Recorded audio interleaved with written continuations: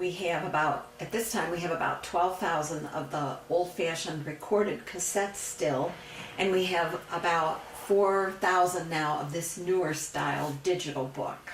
Now, when did they change to this digital book? They started introducing the books in this format about 2 or 3 years ago, but last December they recorded their last book in the cassette format, and now all the books we've gotten this year are in this blue box, the digital format. It takes up less space and it's easier to use than the older format.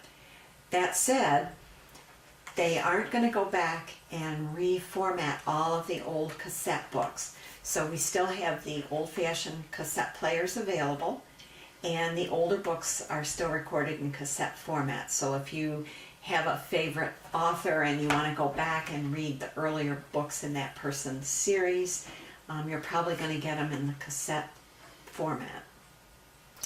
Then there is another format besides cassette and the digital cartridges. There is a third format that they introduced and they have been working on all year, and that is downloading ebooks. And these aren't the usual ebooks from the public library, but it's the Library of Congress Service for the Blind ebook site. And the name of that is BARD, B-A-R-D, and those letters stand for Braille and Audio Readable Downloads. And a person who is registered for the Library Service for the Blind, who has high-speed internet and an email address, can register for that download service.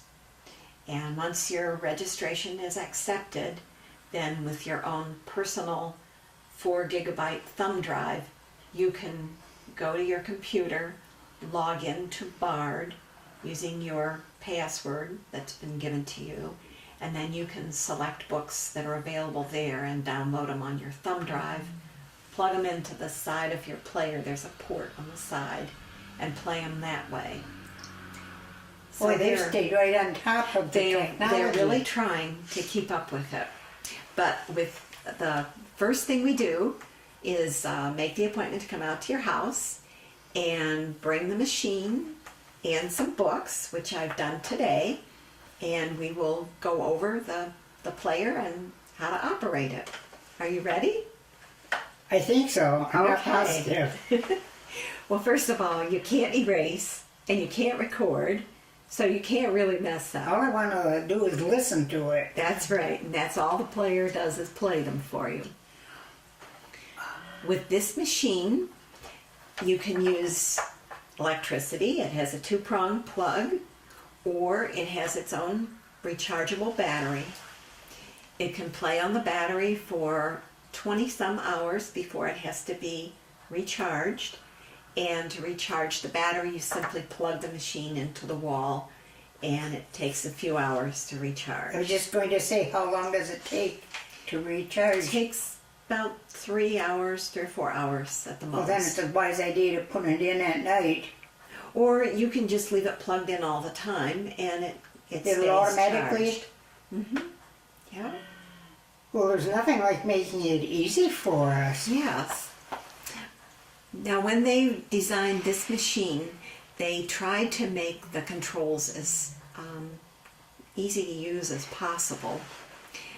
Not only are the buttons different shapes, but some of them are different colors, and there are Braille letters next to each button for people who know Braille. To turn the player on, there is a red round button over here on the left-hand side, and that's the power button.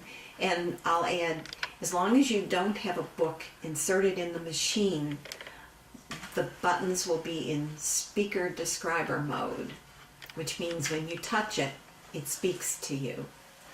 For example, I'll let you go ahead and press the red round power button to start it.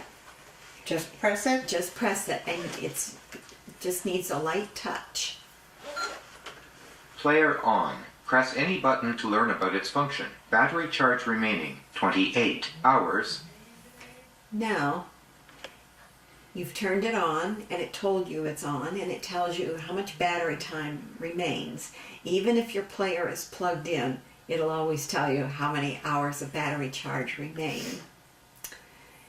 When you don't have a book in the slot, you can't really adjust the volume. You have to have a book in the slot.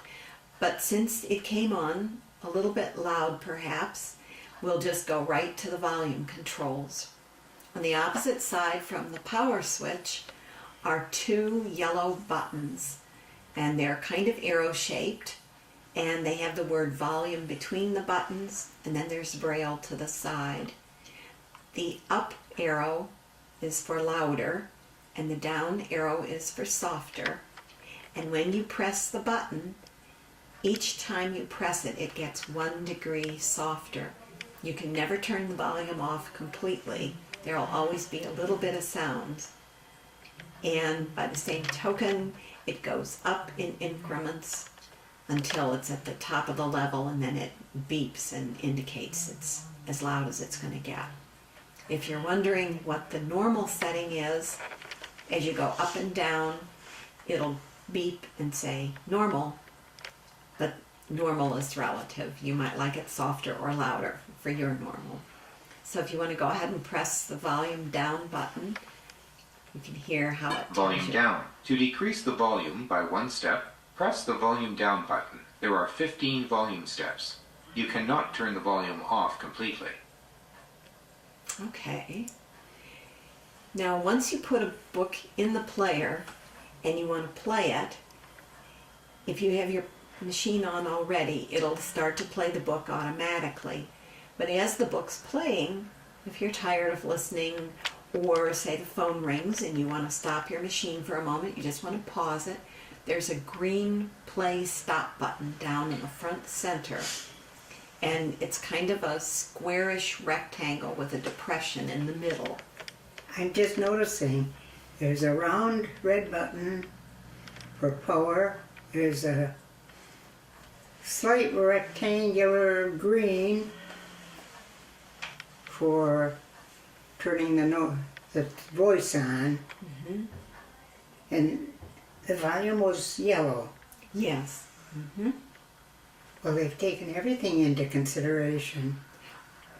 They've really tried. There's another feature on this player that is really handy for a lot of people. A lot of folks who listen to these can't sleep at night, but they don't want to have the book continue to play after they've fallen asleep. With this machine, there's a crescent moon shaped button with the word sleep under it, and it's a timer. Press it once and the machine will play for 15 minutes and then automatically turn itself off. If you press it twice, it'll play for 30 minutes, 3 times, 45 minutes, 4 times for an hour. So if you haven't fallen asleep and you want to listen a little more, turn the machine back on and press it again. And then it'll shut off, and in the morning you can go back to where you think you were when you fell asleep, like go back 15 minutes or whatever. If you want to go back and hear something you missed, there is a rewind feature.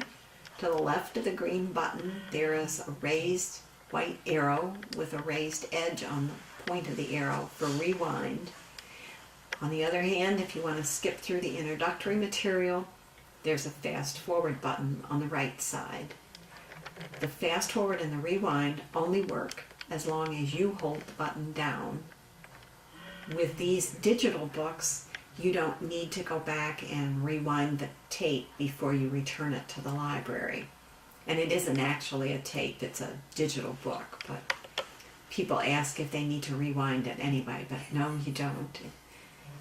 Well, do they rewind it when it comes back to you? When you take it out of the... Is it automatic? It's kind of automatic. When you take it out of the player and put it in the box to mail back, the next person who takes it out to put it in his machine will find that it will start right at the beginning.